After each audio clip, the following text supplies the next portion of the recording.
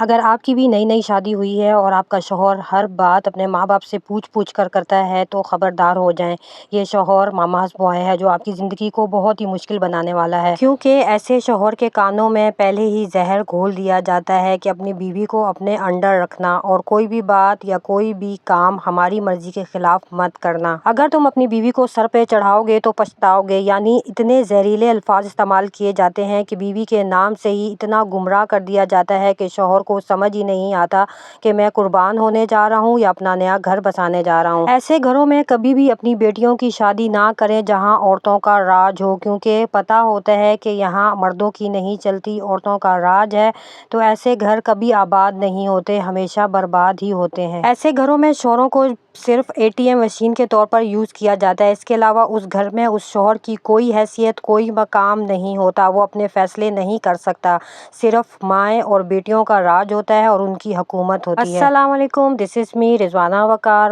Vlog کا آغاز کرتے ہیں گھر کے رینڈم کاموں سے اور اس ٹاپک کو ڈسکس کرتے ہیں کہ آپ کو اس قسم کے گھروں میں کن کن مشکلات کا سامنا کرنا پڑتا ہے۔ اگر آپ نے ایسے گھر میں اپنی بیٹی کی شادی کر دی ہے تو اب آپ کی بیٹی کو غلام کی طرح ٹریٹ کیا جائے گا، اس کو اپنے شوہر کے ساتھ کہیں بھی آنے جانے کی اجازت نہیں ہوگی۔ اگر وہ ہاسپٹل چیک اپ کروانے کے لیے بھی جاتی ہے تو اس کے لیے نندوں اور ساس کی پرمیشن کا ہونا لازمی ہے۔ چیک اپ سے پہلے پورا انٹرویو لیا جاتا ہے اور پوچھ گچھ کی جاتی ہے کہ کتنے مہینے رہ گئے ہیں، ڈاکٹر کیا کہہ رہی ہے، اور آخر میں یہ کہہ دیا جاتا ہے کہ ڈاکٹر کے پاس کیا جا کر کرو گی، ہم نے تو سارے بچے گھر پر ہی پیدا کیے ہیں، اللہ جانے کہاں جا رہی ہو، ڈاکٹر کے پاس جا رہی ہو یا اپنے شوہر کے ساتھ گھومنے پھرنے کے لیے جا رہی ہو۔ اگر آپ کہیں اپنے شوہر کے ساتھ ہنی مون کا پروگرام بنائیں گے تو پورا خاندان ساتھ تیار ہو جائے گا۔ اگر آپ شاپنگ پہ جائیں گی تو ساتھ نندیں یا ساس ضرور تیار ہو جائے گی، اور اگر شاپنگ کریں گی تو ہر چیز لینے سے منع کریں گی۔ اگر اکیلے شوہر کے ساتھ جائیں گی تو آپ کے شاپنگ میں کیڑے نکالے جائیں گے اور پورے محلے کے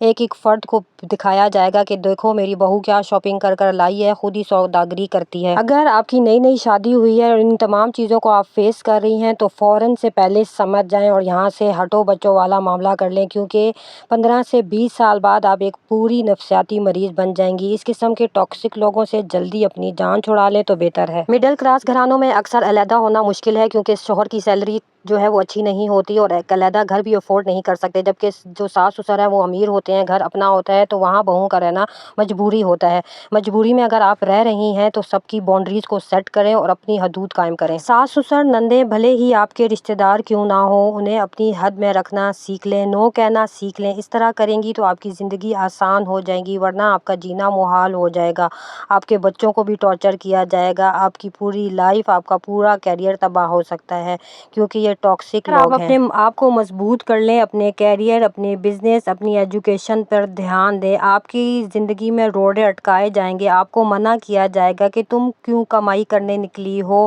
گھر پر سب کچھ موجود ہے نا، تم بچوں پر توجہ دو، لیکن آپ نے ان کی کوئی بات نہیں سننی، اپنی اسکل، اپنی کیریئر پر دھیان دینا ہے۔ اسی طرح جس طرح سانس لینا بہت ضروری ہے، اسی طرح آپ کا کام کرنا بھی بہت ضروری ہے۔ ایسے مشورے تو آپ کو اپنی سکی ماں بھی نہ دے گی۔ اگر ویڈیو انفارمیٹیو لگے تو دوسروں کے ساتھ شیئر کریں، چینل کو سبسکرائب کریں۔ ملتے ہیں نیکسٹ ٹاپک میں۔